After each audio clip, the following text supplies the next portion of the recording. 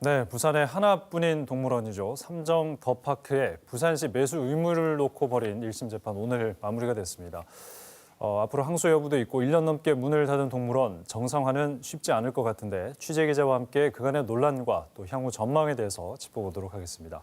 김아른의 기자 함께하겠습니다. 어서 오십시오. 네. 먼저 부산시와의 삼정 측의 소송 과정부터 먼저 정리를 좀 해주실까요?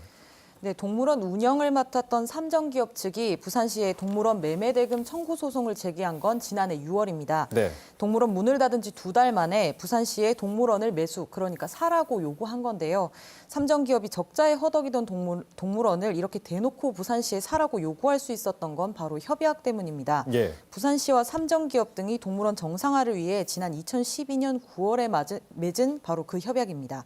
부산시가 매수를 약속한 이 협약을 근거로 매매대금 500억 원을 부산시에 청구하며 소송을 낸 겁니다.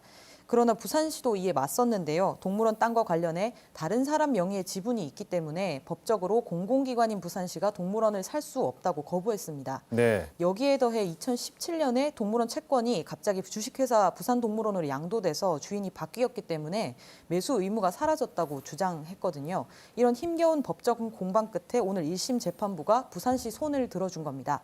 이번 판결에 따라 부산시는 500억 원을 들여 동물원을 사야 한다는 부담에서 사실상 벗어나게 됐습니다. 네. 판결 내용을 좀 더 자세히 들여다보면 굉장히 좀 복잡할 수 있기 때문에 아마 부산 시민들께서는 그래서 이제 동물원이 정상화되는 것이냐 이게 가장 궁금해하실 것 같습니다. 어떻게 전망할 수 있을까요?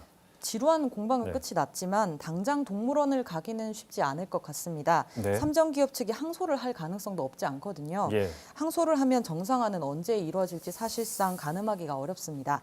다만 부산시가 오늘 판결을 환영하면서 시민들께 동물원이 제대로 운영될 수 있게 노력하겠다고 약속했거든요. 네. 매수 의무는 벗었지만 행정적, 재정적으로 합법적 틀 안에서 지원을 하겠다는 겁니다. 지금까지 부산시에서 나온 대책을 보면 현재 동물원 터를 더 넓혀서 보다 많은 동물과 콘텐츠를 넣고 접근성 등도 개선할 것으로 보입니다. 특히 도심에서 동물원이 가지고 오는 그 경제적 관광 산업 측면에서 그 효과가 입증되기 때문에 민간 사업자와 협의를 통해서 제대로 만들어 보겠다는 입장입니다. 네.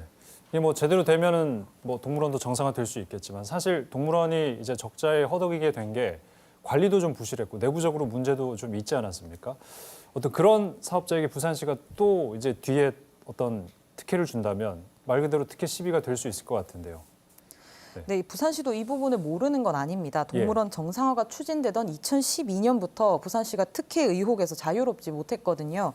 당시 민간이 운영하는 동물원을 부산시가 매수하겠다고 약속한 그 자체가 특혜가 아니냐는 지적이 나왔습니다. 네. 거기다 그동안 동물원 안에서 발생했던 각종 불법 건축물 문제와 환경 훼손 등 문제도 부산시가 제대로 관리하지 못한 탓이라는 지적이 많았습니다. 네. 그런데 또다시 부산시가 혈세를 들여서 동물원에 투입한다고 하면 이를 납득할 만한 시민이 있겠냐는 거죠. 이런 논란의 중심에 부산시가 있었기 때문에 이번에는 전문가와 시민단체 등을 참여시켜서 공론화 과정을 거치겠다는 게 부산시 입장입니다. 네. 이처럼 동물원 정상화를 위한 과제가 하나 둘이 아닌 상황인데요. 무엇보다 그동안의 논란과 문제가 반복되지 않게 시민사회 단체의 감시가 더욱 필요한 때인 것 같습니다. 네. 아마 많은 분들이 가족 단위의 어떤 추억이 지금 그 동물원에 있을 것 같은데 좀 정상화가 잘 진행이 되면 좋을 것 같습니다. 계속 좀 지켜보도록 하겠습니다. 수고하셨습니다.